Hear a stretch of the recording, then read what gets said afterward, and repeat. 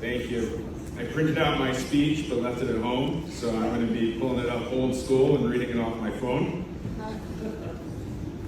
Good evening, everyone. Teachers, family, and most importantly, the students being recognized tonight.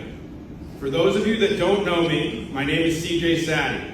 I graduated Ledyard High School in 2008 with a 4.0 GPA and was named Class Valedictorian. I earned a doctorate in bionuclear engineering from MIT, and in 2025, I was named GQ Man of the Year. Additionally, I taught T.J. Hepburn everything he knows about wrestling, and I have pinned him every time we grappled. And for those of you that do know me, please keep your lips sealed. Standing here is honestly a little surreal. When I received a call from Devin O'Keefe stating she was calling from Ledyard High School and wanted me to be the keynote speaker for tonight's ceremony, I asked her if this was the same Miss O'Keefe that taught me in ag science. She said yes. I then asked her, when you taught me, did you ever think you'd be inviting me to do this keynote speech? It was a rhetorical question because we both knew the answer. I wasn't a straight A student. I wasn't the one sitting quietly taking perfect notes. I was the kid who couldn't sit still. The class clown, the one who got distracted, forgot assignments, and struggled to fit into the way school was designed. I have ADHD, and for a long time, I felt like that was a disadvantage. It made me feel like I was behind, like I wasn't built for success the way other kids were. And when you're sitting in the classroom every day feeling like you're not measuring up, it starts to get to your head. But here's what I wish someone told me back then. Just because you don't thrive in the classroom doesn't mean you won't thrive in life. See, school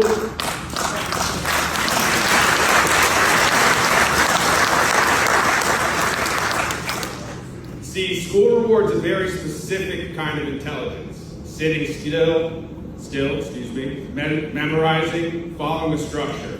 But the real world rewards problem solvers, workers, risk takers, people who show up, figure it out, and don't quit. And that's where everything changed for me. I found something that worked with my brain instead of against it. I started working with my hands. I got into tree work, and for the first time, I wasn't being told to sit still. I was being told to climb big tall trees, to think, to move, and to solve problems in real time. And I was good at it. Not because I suddenly became a different person, but because I finally found something that matched who I already was. Today, I run a successful tree removal company, Saddy's Family Trees, LLC. I get to work outside, I get to build something of my own, I get to solve real problems, take risks, and see the results of hard work every single day. And the same traits that got me in trouble in school, that energy, that restlessness, that inability to just sit still and do nothing, they became my strengths. They're the reason I can outwork people. They're the reason I take action instead of overthinking. They're the reason I built something from the ground up. So if you're sitting here tonight and school feels hard, if you feel like you don't quite fit the mold, I want you to hear this clearly. There is nothing wrong with you. You might just be wired a little bit different. Now, I'm not saying school doesn't matter. It definitely does. Show up, do your best, study, and learn everything you can. But don't let grades be the thing that defines your worth, because some of the most successful people out there were not the best students. They were the ones who kept going when things didn't click right away, the ones who found their lane and went all in. And that's what I challenge you all to do. Find something you care about. Find something that makes you want to work. And when you find it, go all in. Put in the hours, learn everything you can, be the person who shows up early and stays late. Because success doesn't come from being perfect. It comes from being consistent. And I'll tell you something else. No one is coming to hand it to you. You have to build it. One job, one skill, one day at a time. That's what I did, and I'm still doing it. I'm not special, I just didn't quit. So whether you go into agriculture, trades, business, college, or something completely different, know this: your path does not have to look like anyone else's to success.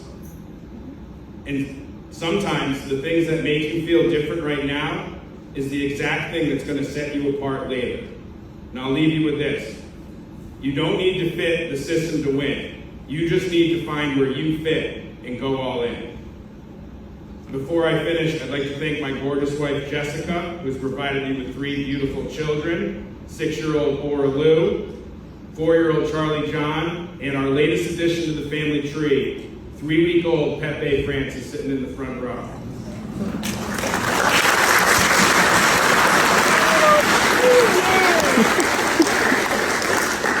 Thank you all. It's been an honor to speak with you tonight, and congratulations to everyone tonight. Thank you.